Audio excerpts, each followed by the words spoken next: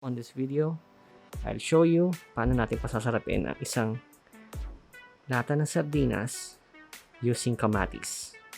Let's go! So guys, ang una natin gagawin is i-ready natin yung ating sardines. Okay? So, ang preparation na ginagawa ko bago ko siya lutuin is tinatanggalan ko siya ng kaliskis. Okay? Kasi yung ibang ginagawa, nilalagyan lang nila ng kalamansi tapos niluluto na nila direct. Pero yung lansa kasi ng isda is andun pa rin. Para malesen natin yung lansa, tatanggalan natin siya ng kaliskis and also yung kanyang mga intestines. So guys, mabilis lang naman tanggalan to ng kaliskis. I-slide mo lang dito yung kutsara. Ayan o, makita mo. So, lahat ng yan, kaliskis yan ng sardinas. Okay? So, okay lang na ma-touch mo yung sardines. Lutuin mo rin naman siya. Okay? So, tanggalin lang natin to. Also, yung kanyang tinik and intestines.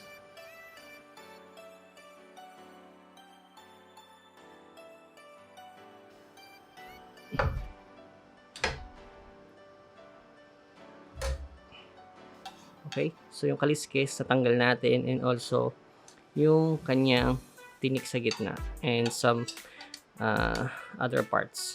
Ito kasi yung pinakamalansa sa part ng sardinas. Okay, so set aside natin yan and prepare lang natin yung kamatis. So iwain lang siya ng small portions.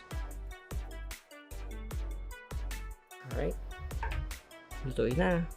So open na tayo ng fire. Okay. And then pag medyo mainit na,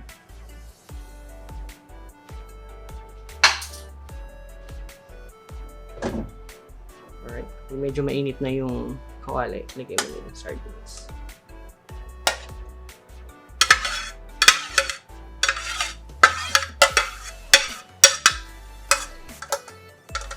Lagyan natin ito konting water.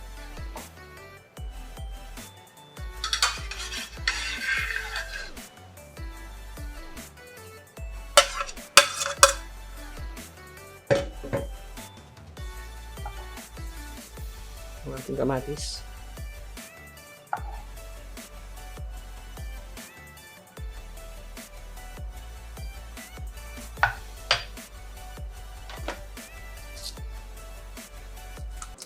Pepper.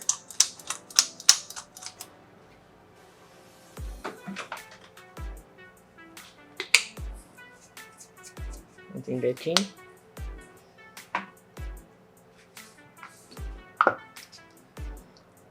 Rock salt.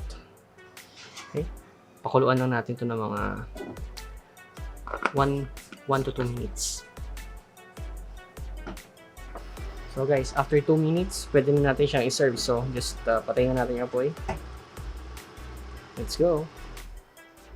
So guys, ito na yung ating freshly cooked sardines in fresh tomato sauce. Wow!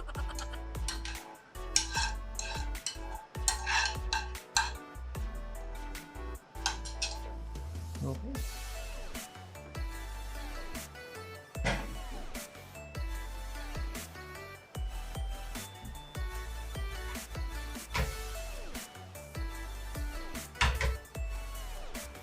So ayun na guys. Nabigyan ng kulay and mas pinasarap na version ng spicy sardines in tomato sauce. So ngayon ano na siya? Spicy sardines in fresh tomato sauce. Kain na na. Thanks for watching. See you on the next video.